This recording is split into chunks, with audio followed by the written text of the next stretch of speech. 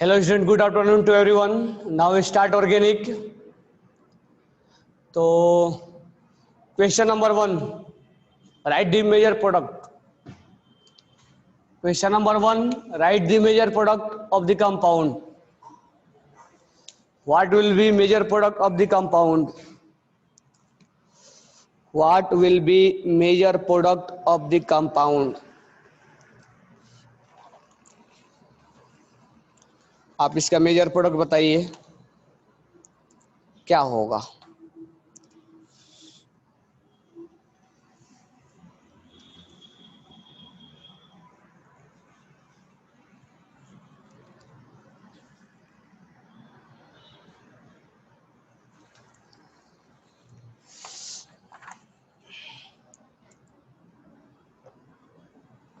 What will be major product of that compound?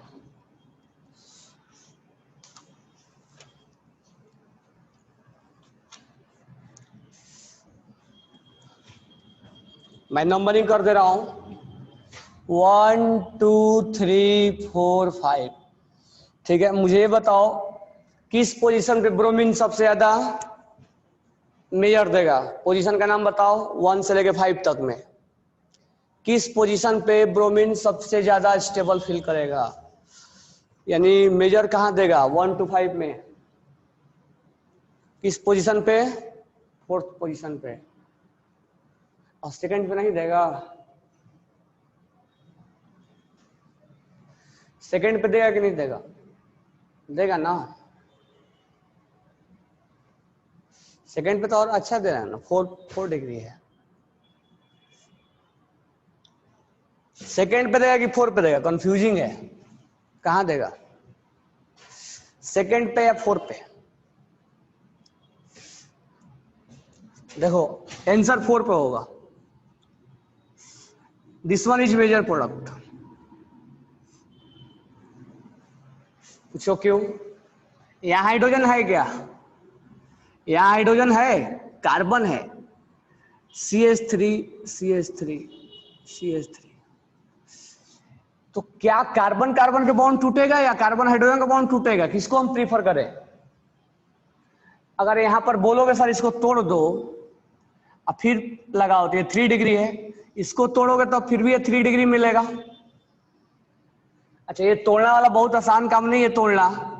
ये 3 degree है, 3 degree है, ठीक है। तो कहने का मतलब ये है कि कौन सा बॉन्ड टूटेगा, ये कार्बन कार्बन वाला या कार्बन हाइड्रोजन वाला? तो हम बोलेंगे कार्बन हाइड्रोजन वाला टूटेगा, ठीक है। तो ये रेडिकल्स ये बनेगा हाइड्रोजन तोड़ने के बाद, ये वाला जल्दी नहीं टूटेगा, ये वाला जल्दी नहीं टूटेगा। अब यहां पर आके क्या हो जाएगा, मेजर प्रोडक्ट यहां पर ब्रोमीन आके लग जाएगा।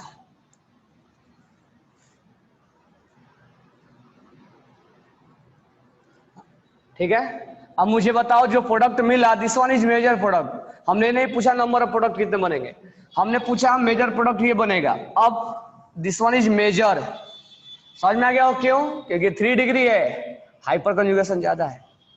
This one is major. अब मुझे बताओ इसमें कायरल सेंटर कितने, how many chiral centre will be possible, how many chiral centre will be possible, how many chiral centre will be possible. इस कंपाउंड में कायरल सेंटर कितने हैं?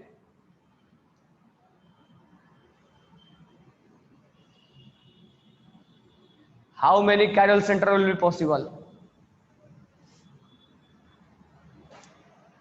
कोई बोल रहा है 2, कोई 3, कोई 0। यार इसमें कायरल सेंटर कहाँ है, कायरल सेंटर कहाँ है, कहाँ दिख रहा है तुमको कायरल सेंटर? ये वाला देखो, ये दोनों ग्रुप सेम है, ये वाला और ये वाला सेम है। इस पे 2 हाइड्रोजन है, इस पे दोनों ये सेम है, तो 0 कायरल सेंटर। दिस इसका मतलब ये ऑप्टिकली इनएक्टिव है। ये पूछ लेगा कि जो कंपाउंड X बनेगा, X will be optical active और ऑप्टिकल इनएक्टिव, तो हम बोलेंगे ऑप्टिकल इनएक्टिव। चलो, तो ये हमने आपको रिएक्शन करवा दिया था कल, एलाइलिक वाला समझ में आ गया था। तो बिफोर रिजोनेंस लिखेंगे या आफ्टर रिजोनेंस लिखेंगे वो बता दिया था मैंने। अब हम कराते हैं नाइट्रेशन, तो हेडिंग डालो नाइट्रेशन।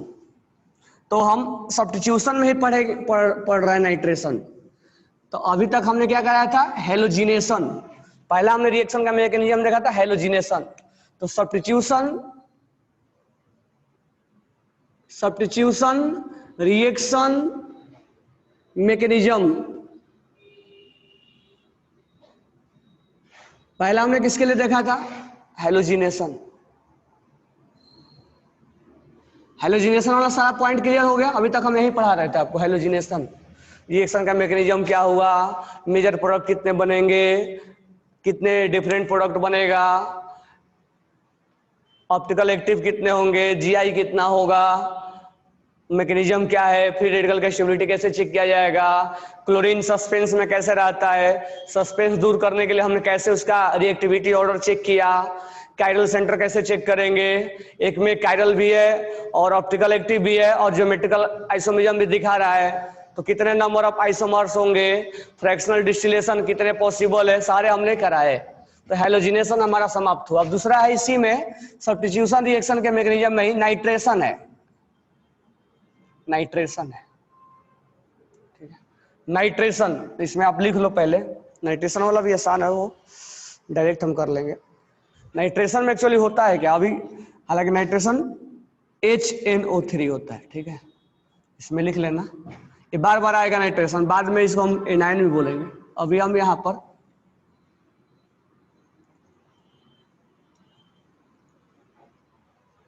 HNO3, ठीक है। अब जब ये इसको हीटिंग और किया जाता है तो ये बॉन्ड टूट जाता है नाइट्रेशन में। ये नाइट्रिक एसिड है, this one is nitric acid, nitric acid है। अब ये जो इलेक्ट्रॉन्स है दोनों का बंटवारा इक्वल इक्वल होता है, ये दोनों का बंटवारा इक्वल इक्वल होगा और यहां OH रेडिकल बन के बाहर निकल जाएगा।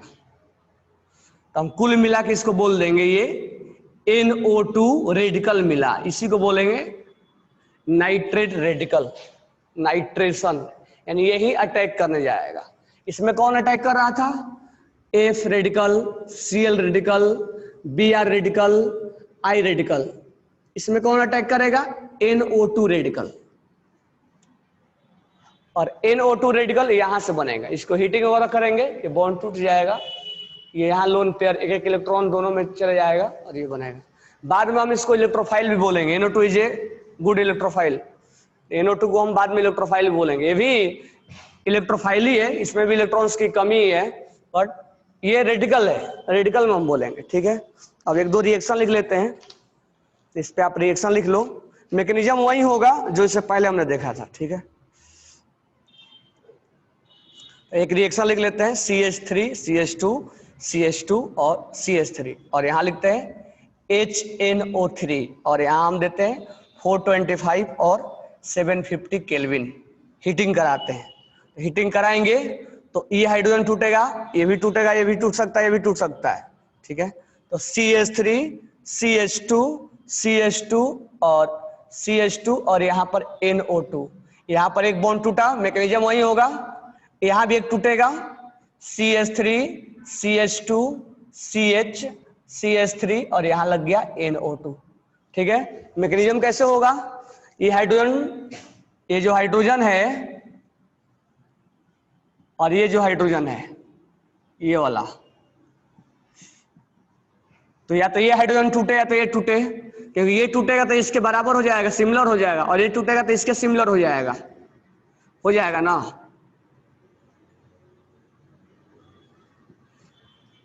तो यहां पर जब हाइड्रोजन को तोड़ेंगे हम, हीटिंग करेंगे, तो या तो ये टूट जाए या तो ये टूट जाए, दोनों डिफरेंट है। ये टूटेगा तो इसके सिमिलर हो जाएगा, ये टूटेगा तो इसके सिमिलर हो जाएगा। तो ये टूटेगा तो ये प्रोडक्ट देगा और ये टूटेगा तो ये प्रोडक्ट देगा। हालांकि इसमें मेजर प्रोडक्ट ये होगा, this one is major, because ये जो रेडिकल बनेगा वो सेकेंड डिग्री बनेगा। तो आप पहले डायरेक्ट प्रोडक्ट लिख लो, तो इसका नाम 1 nitro methane propane butane, 2 nitro butane, 1 nitro butane, 2 nitro butane, both are isomers to each other, structure isomers है ये। तो इस तरह से नाइट्रेशन का मतलब मैकेनिज्म वही होने वाला है, जो इसमें मैकेनिज्म था वही, सब्स्टिट्यूशन ही होगा। कैसे, ये हटके और वहां पर क्या जुड़ गया, NO2 लग गया, यानी ये सिग्मा बॉन्ड टूट गया, इसको हटा के खुद सब्स्टिट्यूट हो गया NO2, इसको हटा के खुद सब्स्टिट्यूट हो गया NO2, that is known as nitration. और इसमें मैकेनिज्म कौन सा होगा, फ्री रेडिकल वाला होगा, फ्री रेडिकल बनेगा, यानी इंटरमीडिएट में क्या बनेगा, फ्री रेडिकल। तो मैकेनिज्म अगर लिखना चाहते हो तो लिख सकते हो, वही मैकेनिज्म है, सी सी सी सी सी सी सी सी। अगर ये टूटा तो यहां से यहां टूटने के बाद ये बन गया, ये तो रेडिकल बना, और यहां से क्या बना, NO2 रेडिकल बना, ये रेडिकल यहां से बना और ये रेडिकल यहां से बना। अच्छा, इसमें दो रेडिकल बनेंगे तो मैं दोनों लिख दे रहा हूं, और सी सी सी सी सी सी सी सी सी सी सी, और ये रेडिकल H H H, दोनों रेडिकल बन के तैयार हो जाएंगे। ठीक है, तो यही दो डिफरेंट प्रोडक्ट होगा, क्योंकि ये टूटेगा तो इसके बराबर हो जाएगा और ये टूटेगा तो इसके बराबर हो जाएगा, या तो ये लिखो आप या तो ये लिखो। और एक रेडिकल और कौन बनेगा, NO2 रेडिकल बनेगा। अब ये अटैक मारेगा, अटैक मारेगा तो प्रोडक्ट दे देगा। तो यहां से यहां रिएक्शन को जाना क्या है, IDS है, ये that will be IDS, that will be RDS, ये RDS है, ये RDS है। तो इंटरमीडिएट में क्या बना, लिख लेना आप, इंटरमीडिएट में फिर वही मैकेनिज्म, देखो मैं बोला था कि बार बार रिपीट हो जाता है, वही मैकेनिज्म रिपीट हो गया फिर से, जो यहाँ पर हम डिटेल में पढ़े तो वही सब कुछ यही है। तो यहां से यहां जाना IDS है, क्योंकि ये टूट के वो बनना बहुत धीरे धीरे बनेगा, ये IDS है। तो इंटरमीडिएट में क्या बना, रेडिकल, रेडिकल, यानी यहां पर अगर हम ये पूछे कि रेट ऑफ रिएक्शन कैसे डिसाइड होगा, तो rate of reaction is directly proportional to stability of free radical. यानी रेट ऑफ रिएक्शन कौन डिसाइड करेगा, इनमें जो स्टेबल होगा, मतलब ये तो सेम है, और मेजर प्रोडक्ट कैसे डिसाइड होगा, major product is directly proportional to stability of free radical. तो मैकेनिज्म से दो चीज समझ में आता है कि अगर, तो ये तो रिएक्शन एक ही है, इसलिए हम स्टेबिलिटी रिएक्शन के बारे में बात नहीं करेंगे, यहाँ हम बात करेंगे मेजर का, क्योंकि एक ही रिएक्शन था ना, तो दो रिएक्शन में हम स्पीड के बारे में बात करेंगे। ठीक है, तो रेट ऑफ रिएक्शन जो होगा, अगर इंटरमीडिएट में रेडिकल बना है, जो स्टेबल बनेगा, हालांकि यहां पर एक ही रिएक्शन है तो हम नहीं कर रहे हैं, जो इंटरमीडिएट में स्टेबल रेडिकल बनेगा वो रिएक्शन फास्ट होगा। यहां हम भले बात कर सकते हैं मेजर का, ये बना रेडिकल और ये बना रेडिकल, कौन सा रेडिकल ज्यादा स्टेबल है, ये ज्यादा स्टेबल है, क्योंकि ये 2 डिग्री है और ये 1 डिग्री है। कहने का मतलब इसमें हाइपर कंजुगेशन ज्यादा है, 3 4 5 हाइपर कंजुगेशन इसमें, जबकि 1 2 ही है। तो this one is more stable, तो यहाँ 2 degree is more stable then 1 degree. इसका मतलब यहां पर अटैचमेंट होना मेजर देगा, तो सी सी सी सी, यहां NO2 का जुड़ना, और सी सी सी सी सी NO2 का जुड़ना, 1 नाइट्रो ब्यूटेन और 2 nitro butane, 2 nitro butane is major है, 2 नाइट्रो ब्यूटेन इज मेजर। तो कहने का मतलब ये है मैकेनिज्म वही है, मैकेनिज्म वही है। तो आप इसको लिख लो, नाइट्रेशन, इसको बोलते हैं नाइट्रेशन। नाइट्रेशन के इंटरमीडिएट में क्या बना, NO2 रेडिकल, बॉन्ड टूटा, इंटरमीडिएट में क्या बना, फ्री रेडिकल। इस फ्री रेडिकल से हम क्या चेक करेंगे, रेट ऑफ रिएक्शन और स्टेबिलिटी, और मेजर प्रोडक्ट चेक किया जाएगा, कौन मेजर बना और कौन माइनर बना। जितना ज्यादा स्टेबल होगा उतना ही ज्यादा उसका मेजर प्रोडक्ट देगा ये। ठीक है, ये फ्लोरीन की तरह नहीं है कि सस्पेंस में रहेगा, जो स्टेबल होगा वही, एक फ्लोरीन वाला एडिशनल के साथ है, इसलिए मैंने बताया था आपको। अदरवाइज बाकी जगह मेजर के लिए स्टेबिलिटी ही चेक किया करेंगे हम, अगर इंटरमीडिएट में कुछ बना तो। तो मेजर प्रोडक्ट और रेट ऑफ रिएक्शन हम इंटरमीडिएट के रेडिकल का स्टेबिलिटी से चेक किया करेंगे, ठीक है। और ये जब बनेगा तो ये अटैक फास्ट हो जाएगा और प्रोडक्ट क्या हो जाएगा हमारा, तो प्रोडक्ट 1 2 3 4 ये NO2 और ये 1 2 3 4 ये NO2, हमारा प्रोडक्ट ये बन जाएगा। तो नाइट्रेशन भी वही है। अब नेक्स्ट है सल्फोनेशन, हेडिंग डाल लो सल्फोनेशन। फिर मैं प्रैक्टिस के लिए कुछ क्वेश्चन दे रहा हूं अभी ये रिएक्शन होने के बाद, क्योंकि अब इधर पढ़ाते पढ़ाते हो सकता है कि जेम कार्बोक्सिलिक भूल गए होगे, कीटोइनॉल भूल गए होगे, तो सब जब तक प्रैक्टिस नहीं होगा तब तक वो कंटिन्यू प्रैक्टिस करना पड़ेगा। नेक्स्ट है sulphonation, write down third sulphonation. तो सल्फोनेशन नेक्स्ट है सल्फोनेशन। सल्फोनेशन में भी हमें फ्री रेडिकल सब्स्टिट्यूशन मैकेनिज्म ही होता है, ठीक है। सल्फोनेशन में H2SO4 लिया जाता है और H2SO4 में H double bond O OH और ये OH, ये हीटिंग करने के बाद ये टूट जाता है और टूटने के बाद एक एक इलेक्ट्रॉन्स दोनों पे डिस्ट्रीब्यूट हो जाते हैं, एक एक इलेक्ट्रॉन दोनों पे डिस्ट्रीब्यूट हो जाता है और यही हमारा मिलता है SO3H रेडिकल, जिसको हम बोलते हैं सल्फोनेशन। तो आपसे पूछा जाएगा कि सल्फोनेशन में कौन सा रेडिकल्स मिलता है अटैक करने वाला, तो आप बोलोगे SO3H, ठीक है। अच्छा मैकेनिज्म एक रिएक्शन बस लिख देते हैं, मैकेनिज्म वही होगा।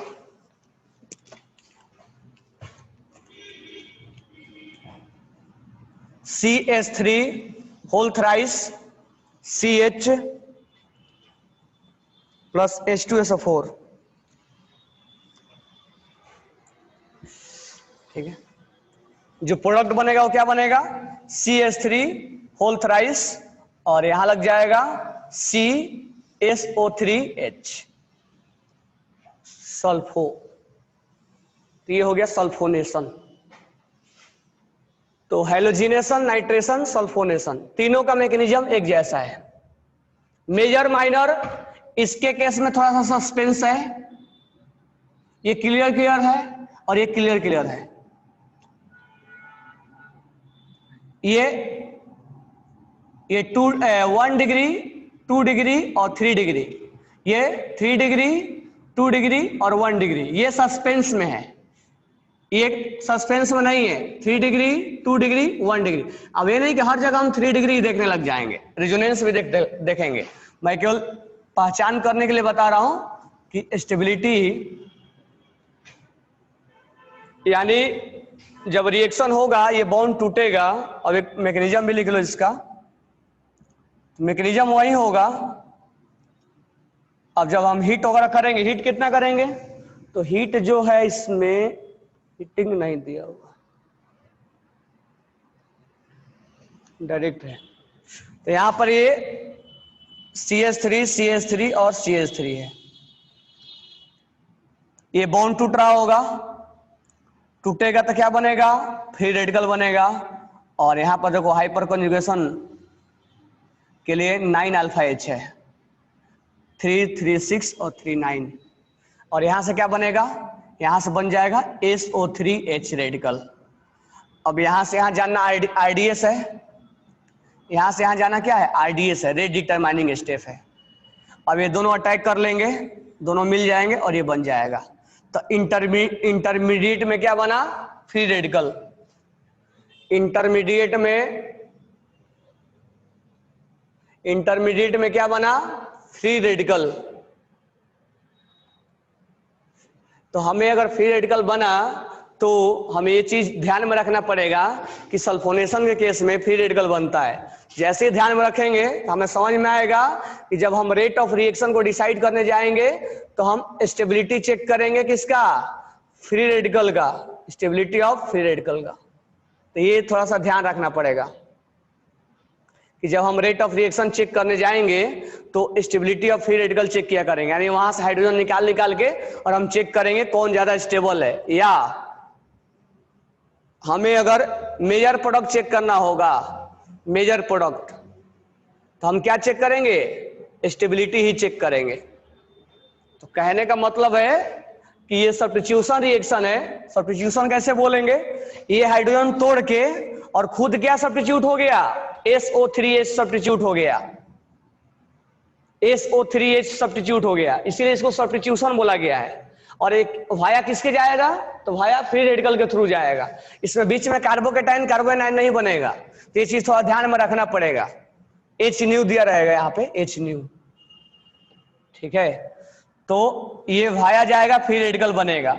यानी सब्स्टिट्यूशन रिएक्शन के इंटरमीडिएट में कार्बोकेटाइन भी बनता है, लेकिन यहां पर फ्री रेडिकल बनेगा। इस चीज को ध्यान रखना पड़ेगा। हम तो ये नहीं जानते हैं ना कि कार्बोकेटाइन कब बन गया, कब फ्री रेडिकल बन गया। वो थोड़ा सा सिंबॉलिक होगा तो हम समझ पाएंगे, हम ऐसे इसका लॉजिक नहीं दे सकते हैं। अब ये है कि H न्यू है तो फ्री रेडिकल बोल देते हैं। अब आगे चलकर हम सब्स्टिट्यूशन रिएक्शन में ऐसा नहीं कि हमेशा फ्री रेडिकल ही बनाएंगे। सब्स्टिट्यूशन रिएक्शन में हम आगे चल के कार्बोकेटाइन भी बनाने वाले हैं। ये रिएक्शन आपका सल्फोनेशन हो गया, ठीक है। नेक्स्ट है कंबसन। तो ये कंबसन अब ये सब्स्टिट्यूशन का पार्ट नहीं है, अब कंबसन हम अलग से देखेंगे। तो कंबसन में आपको याद होगा मैंने मोल कंसेप्ट में भी पढ़ाया था कंबसन, और कंबसन के कई बार इस बार जेई में क्वेश्चन भी आया हुआ कई कंबसन वाले, मतलब यहाँ रिएक्शन नहीं, कंबसन वाला जो रिएक्शन आता है वो मोल के कंसेप्ट से रिलेटेड आता है। इस बार भी जेई में कई क्वेश्चन आए हैं। तो हेडिंग डाल लो कंबसन। कंबसन, तो कंबसन में अगर मान लो एल्केन है, ठीक है, एल्केन है, CnH2n+2 है, प्लस हमने ऑक्सीजन लिख दिया। कोई भी हाइड्रोकार्बन को जलाओगे तो CO2 और H2O बनता है। कोई भी हाइड्रोकार्बन को बर्न करोगे तो CO2 और H2O बनता। अब बात रहा बैलेंस करने का। सबसे पहले हम बैलेंस करेंगे कार्बन को, फिर हम बैलेंस करेंगे हाइड्रोजन को, फिर हम बैलेंस करेंगे O को, CHO, ठीक है। एल्डिहाइड ग्रुप को हम बैलेंस करेंगे CHO। तो कार्बन कितना है? N, तो यहां लगा दो N, हो गया बैलेंस कार्बन। कार्बन हमारा बैलेंस हो गया। हाइड्रोजन, हाइड्रोजन कितना है? 2n+2 है, तो यहां क्या लगा देंगे? n+1। अगर n+1 लगा देंगे तो यहां मल्टीप्लाई करके देखो 2n+2 हो गया, हमारा हाइड्रोजन भी बैलेंस हो गया। तो कार्बन भी बैलेंस हो गया और हमारा हाइड्रोजन भी बैलेंस हो गया। अब बात रहा ऑक्सीजन का। तो यहां ऑक्सीजन कितना है? 2n है, तो 2n ले लो। और यहां ऑक्सीजन कितना है? n+1 है या नहीं है? तो टोटल ऐड कर लो, कितना हो गया? 3n+1। तो यहां क्या करो आप? 3n+1 डिवाइडेड बाई 2 लिखो और यहां O2 लिख दो। अब इनमें मल्टीप्लाई करोगे तो 3n+2 आ जाएगा।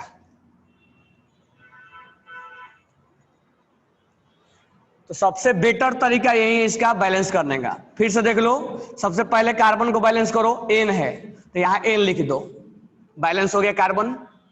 अब बात है हाइड्रोजन का बैलेंस करने का। 2n+2 है तो यहां n+1 लिखो। क्यों?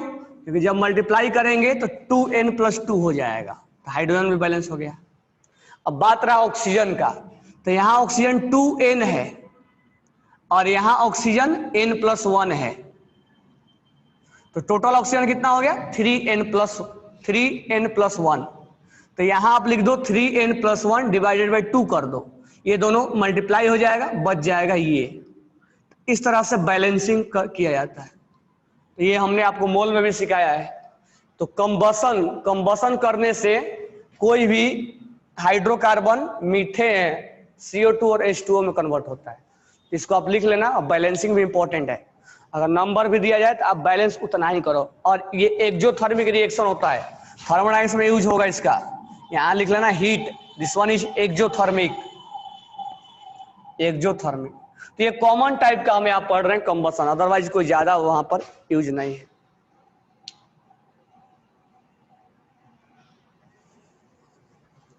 ठीक है।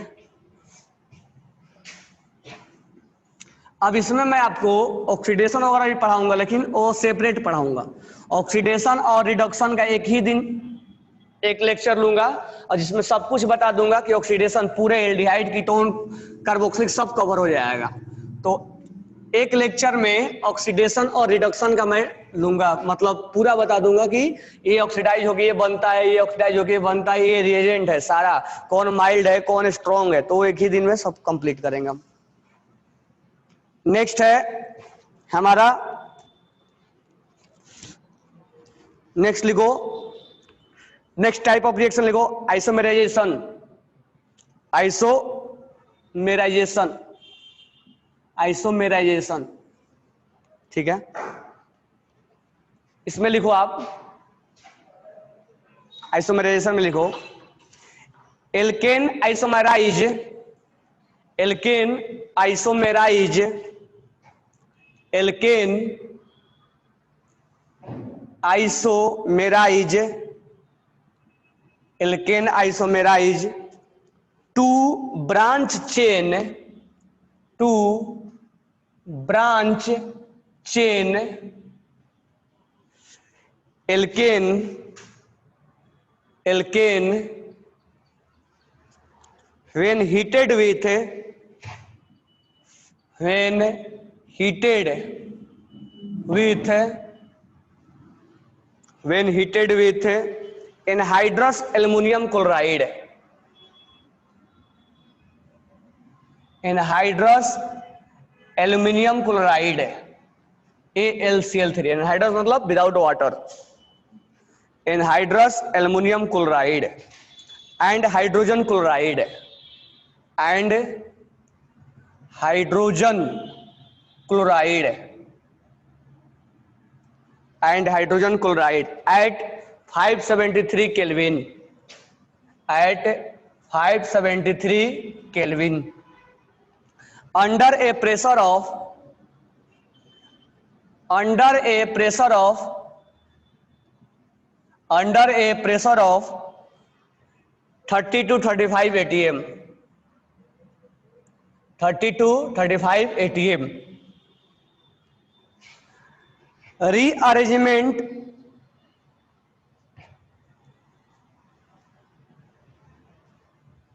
rearrangement will be possible of carbocation. अब ये क्या है वो बिना हम जीओसी पार्ट 2 नहीं समझ पाए।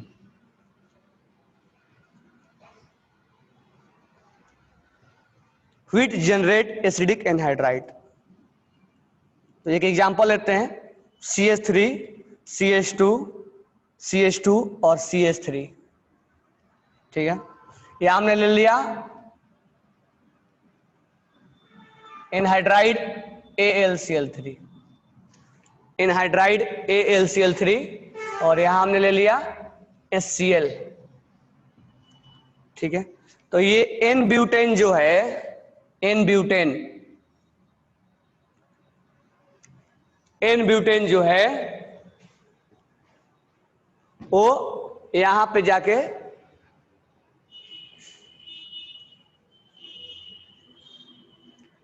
ये जो एन ब्यूटेन है वो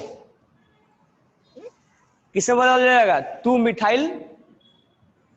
मिथाइल प्रोपेन में, 2 मिथाइल प्रोपेन में। तो अब फिर से स्टार्ट करते हैं। हमने क्या देखा, हमारा टॉपिक है आइसोमेराइजेशन। नाम से क्लियर हो रहा है क्या है, जब एल्केन को, एल्केन आइसोमेराइज हो जाता है to a branch chain, a linear chain है। अब जब हम इसका रिएक्शन एनहाइड्राइड AlCl3 से करते हैं, when to a branch chain, alkane isomerize to a branch chain alkane when heated with anhydrous AlCl3। एक एल्केन को जब हम एनहाइड्रस AlCl3 में और HCl में हम रिएक्शन करवाते हैं at 573 Kelvin under a pressure of 30 to 35, यहां रीअरेंजमेंट ऑफ कार्बोकेटाइन भी पॉसिबल है, वो आगे हम बात करेंगे। जब ऐसी कंडीशन आती है तो ये जो होता है एन ब्यूटेन 2 मिथाइल प्रोपेन में कन्वर्ट हो जाता है, 2 मिथाइल प्रोपेन में। थोड़ा इसका मैकेनिज्म देखो तब समझ में आएगा, इसका मैकेनिज्म देखो तब समझ में आएगा क्या है ये। CH3 CH2 CH2 और CH3 होता क्या, ये AlCl3 जो है वो एक लुईस एसिड है, लुईस एसिड है। इसको लोन पेयर चाहिए। हमने पढ़ा भी था कि BF3 AlCl3 इनके पास वैकेंट ऑर्बिटल होते हैं। BF3 AlCl3 इनके पास वैकेंट ऑर्बिटल होने की वजह से ये क्या ट्रीट होंगे, लुईस एसिड की तरह ट्रीट होते हैं। वैकेंट ऑर्बिटल है इसके पास, तो लुईस एसिड है। अब लुईस एसिड है तो इसका ये क्या करता है, ये बॉन्ड को तोड़ता है, यहां से इस बॉन्ड को तोड़ता है। ये तोड़ने के बाद ये दोनों इलेक्ट्रॉन साथ में लेके निकलता है। ये ध्यान से सुनना, ये तोड़ेगा और ये दोनों इलेक्ट्रॉन साथ में लेके निकलेगा,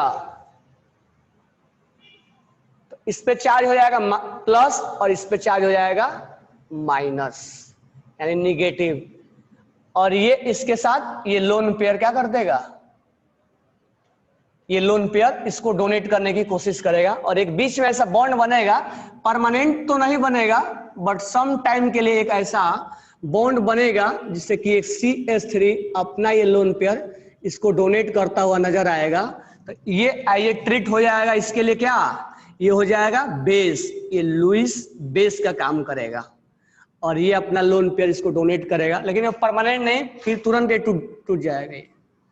तो ये लुईस एसिड और लुईस बेस का काम करेगा। अब जैसे ही ये बीच में बनेगा, यानी ये अपना काम कर दिया है, यहां से इसको तोड़ ताड़ दिया है, तो ये हम साइड वाइज पढ़ रहे हैं।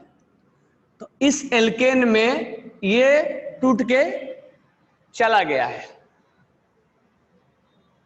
ठीक है। तो हमें इंटरमीडिएट में कार्बोकेटाइन बना, यहां इंटरमीडिएट में क्या बना, इंटरमीडिएट में कार्बोकेटाइन बना। अब यहां और कोई डाउट तो होना नहीं चाहिए, कौन क्या क्या फंक्शन किया समझ में आ गया। AlCl3 है, लुईस एसिड है, इसको लोन पेयर चाहिए, इसके बॉन्ड को तोड़ता है। अच्छा, हाइड्रोजन वाला बॉन्ड नहीं टूटता है क्योंकि उस हाइड्रोजन टूटेगा तो H+ बन के निकलेगा, क्योंकि मोर इलेक्ट्रोनेगेटिव ये है, तो इसको बाहर निकालना है ना, इसीलिए यहां से बॉन्ड तोड़ता है। तो यहाँ प्लस बना देता है और यहाँ माइनस बन गया, लुईस बेस हो गया और ये लुईस एसिड हो गया। यहाँ पर ये कार्बोकेटाइन बन गया कार्बोकेटाइन। अब क्या होगा, अब यहाँ कार्बोकेटाइन का शिफ्टिंग होता है। तो ये चीज मैं सिखाऊंगा, या सीख लो, अभी कोई प्रॉब्लम, यहीं पर सिखाता हूं मैं। पूरा डिटेल नहीं जाएंगे हम, डिटेल GSU2 में जाएंगे, बट होता क्या है, इसको कार्बोकेटाइन का शिफ्टिंग बोलते हैं। एक कार्बोकेटाइन का मैं आपको शिफ्टिंग सिखाया था, रिंग एक्सपेंशन करते समय 4 मेंबर से 5 मेंबर बनाने में। तो यहाँ रीअरेंजमेंट ऑफ कार्बोकेटाइन, ये भी एक मैकेनिज्म है जो मैंने टाइप लिखवाया था वही है। अब होता है क्या, CH3C और ये H और ये H और ये CH2। अब ये जब इंटरमीडिएट में कार्बोकेटाइन बनता है तो जब ये देखता है कि मैं यहां से ज्यादा स्टेबल यहां हूं, तो उसी समय ये बॉन्ड टूट जाता है और हाइड्रोजन यहां जुड़ जाता है और ये बॉन्ड यहां चला जाता है। कुछ ऐसा होता है, पहले ये हाइड्रोजन जो है कार्बोकेटाइन यहां चला जाता है और ये हाइड्रोजन यहां चला जाता है। इसको बोला जाता है 1,2 हाइड्राइड शिफ्ट, यानी हाइड्रोजन यहां चला गया और उसके बदले कार्बोकेटाइन यहां आ गया। ऐसा क्यों हुआ है, तो यहाँ 1 डिग्री है और यहाँ 2 डिग्री है, तो ये कार्बोकेटाइन अपने आप रीअरेंजमेंट हो जाता है, एक लेस स्टेबल से कहां चला जाएगा, मोर स्टेबल में चला जाएगा। ये हमेशा ऐसा होगा, जब जब इंटरमीडिएट में कार्बोकेटाइन बनेगा तब तब अगर लेस स्टेबल हुआ और उसको इधर मोर स्टेबल मिल रहा है तो शिफ्ट कर जाएगा। अगर पहले से मोर स्टेबल में है और उधर जाने से लेस स्टेबल है तो शिफ्टिंग नहीं होगा। यानी पहले से मोर स्टेबल है, यानी ये चीज हमें कैसे समझ में आएगा सर कब शिफ्टिंग करना है कब नहीं करना है, तो ये चीज हमें समझ में तब आएगा जब पहले से मोर स्टेबल है और उस इधर उधर शिफ्टिंग करने से लेस स्टेबल हो रहा है, तो वहां पर शिफ्टिंग पॉसिबल नहीं है। No shifting will not possible,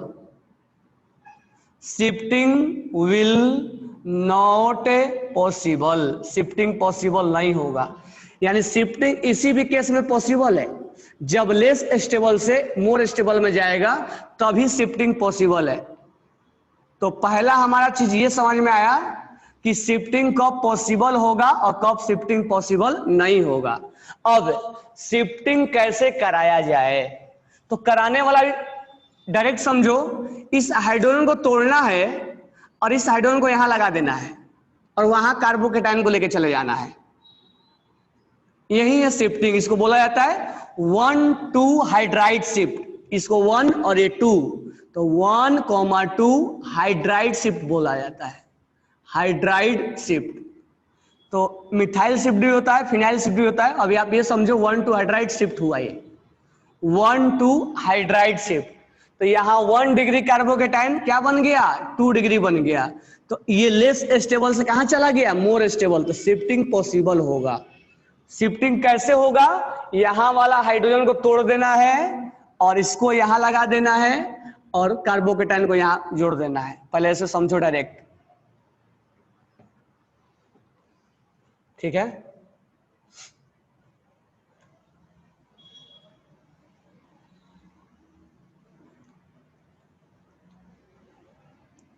mechanism बता दूंगा इसका, हाइड्राइड कैसे होगा। ये यहां से टूटता है, यहाँ H- बनता है, यहाँ प्लस होता है, फिर ये प्लस और माइनस जाके यहाँ बॉन्ड बन जाता है, फिर ये अपने आप यहाँ चला जाता है। अब डायरेक्ट अभी जानो कि यहां से हाइड्रोजन को हटाना है और प्लस को यहाँ ला देना है, ये हाइड्राइड शिफ्ट हो गया, ठीक है। इसको नाम दिया जाता है 1-2 हाइड्राइड शिफ्ट।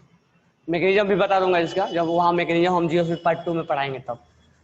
पहले ये बात जानना जरूरी है कि हाइड्राइड शिफ्ट कब होना चाहिए, कैसे होना चाहिए हम बात कर लेंगे, लेकिन कब होना चाहिए इंपॉर्टेंट है। When hydride shift will be possible, या व्हेन शिफ्टिंग या रीअरेंजमेंट विल पॉसिबल। ये अपने आप में बहुत एक अच्छा क्वेश्चन है कि हमें रीअरेंजमेंट कब करना चाहिए। तो जब कार्बोकेटाइन लेस स्टेबल है और मोर स्टेबल में यहां दिख रहा है तो वहां से शिफ्ट कर लेगा। और शिफ्ट कैसे करेगा, तो यहाँ को हाइड्रोजन को हटा के यहाँ लगा देना, कार्बन यहाँ लगा देना, मतलब डायरेक्ट मैं बताया। तो यहाँ हाइड्रोजन शिफ्ट इसी को बोला जाता है, कार्बोकेटाइन शिफ्टिंग। तो 1-2 हाइड्राइड शिफ्ट बोलते हैं।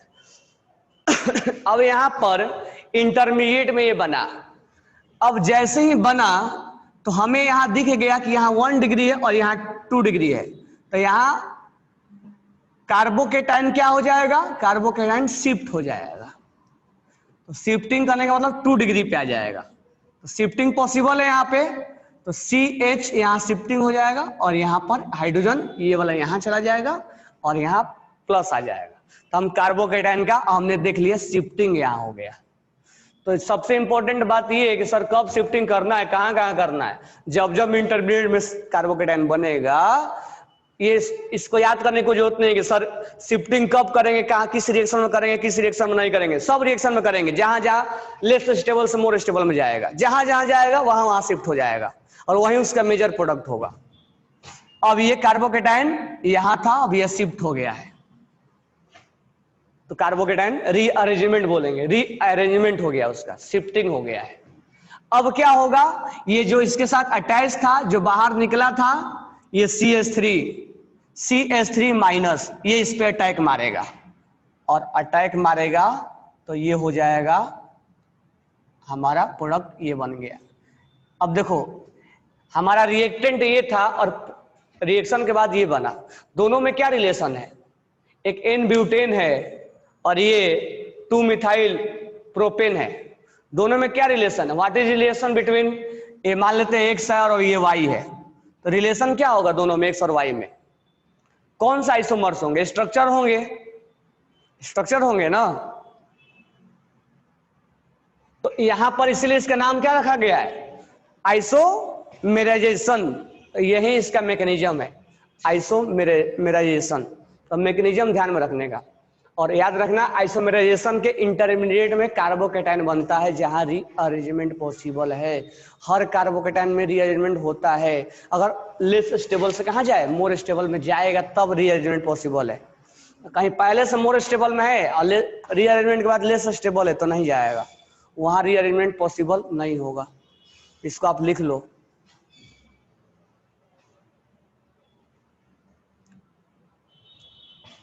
ठीक है, नेक्स्ट हम चलते हैं,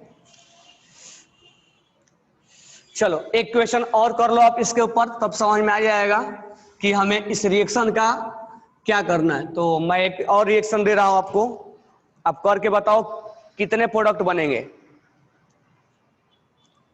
रिएक्शन ये है, एन हेक्सेन है, एन हेक्सेन है और यहां एनहाइड्राइड, एनहाइड्राइड AlCl3 दे दिया और यहां दे दिया HCl। अब मुझे बताओ यहां पर कितने कितने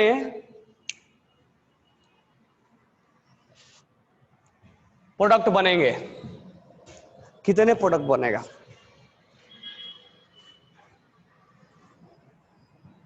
इसको हटा दो,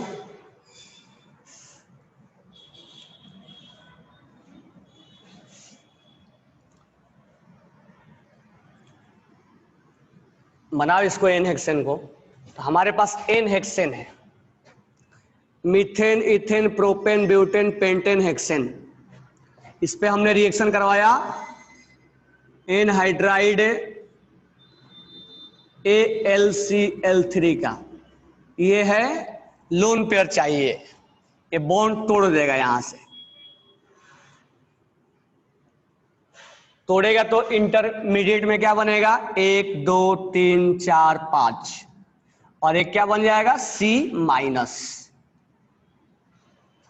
अब यहां से रीअरेंजमेंट पॉसिबल होगा, होगा ना, क्योंकि यहां पर 1 डिग्री है, अगर ये यहां जाता है तो 2 डिग्री हो जाएगा, तो यहां लिखेंगे रीअरेंजमेंट विल बी पॉसिबल, क्योंकि हमें पता लगाना पड़ेगा ना कि रीअरेंजमेंट पॉसिबल है कि नहीं है। तो यहाँ 1 डिग्री है, अगर यहां जाता है तो 2 डिग्री है, इसका मतलब रीअरेंजमेंट पॉसिबल है, rearrangement will possible, rearrangement possible है यहाँ पे। तो यहां वाला हाइड्रोजन तोड़ के यहां लगाना है और यहां वाला कार्बोकेटाइन लगा देना है। तो पहले ये इंपॉर्टेंट है, कैसे हुआ ये तो आसान से समझ में आ जाता है, क्या करना है, यहाँ प्लस लगा देना है, हाइड्रोजन चला जाएगा, ये अपने आप रीअरेंजमेंट हो गया हमारा, यहां से हाइड्रोजन तोड़ के यहां लगा दिया हमने और कार्बोकेटाइन के यहां लगा दिया। तो रीअरेंजमेंट पॉसिबल है कि नहीं है, हाँ है, क्यों है, क्योंकि 2 डिग्री है, तो इसको बोलेंगे 1-2 हाइड्राइड शिफ्ट, 1,2, क्योंकि हाइड्रोजन यहां गया है, 1-2 हाइड्राइड शिफ्ट, 1-2 हाइड्राइड शिफ्ट, ठीक है। अब ऐसा नहीं कि 100% ये शिफ्टिंग हो जाएगा, यहाँ ए वाला भी प्रोडक्ट बनेगा और ए वाला भी प्रोडक्ट बनेगा, ठीक है। अच्छा, अब शिफ्टिंग होगा कि नहीं होगा, तो देखो यहां भी 2 डिग्री और यहां भी 2 डिग्री, यहां जाएगा तो 2 डिग्री ही रहेगा ना, यहां गया तो 2 डिग्री ही रहेगा, तो अब क्यों अरेंजमेंट होगा, तो अब आगे रीअरेंजमेंट पॉसिबल नहीं होगा, क्योंकि रीअरेंजमेंट तभी पॉसिबल है जब लेस स्टेबल से मोर स्टेबल में गया, this one is less stable और this one is more stable, तो एक लेस स्टेबल से मोर स्टेबल में जाएगा तभी रीअरेंजमेंट पॉसिबल है। अब अगर यहां जाएगा तो 2 डिग्री पहले से यहां भी 2 डिग्री है, तो पॉसिबल नहीं है। अच्छा, प्रोडक्ट क्या बनेगा, प्रोडक्ट क्या बन जाएगा यहाँ पे, तो प्रोडक्ट हमारा बन जाएगा ये,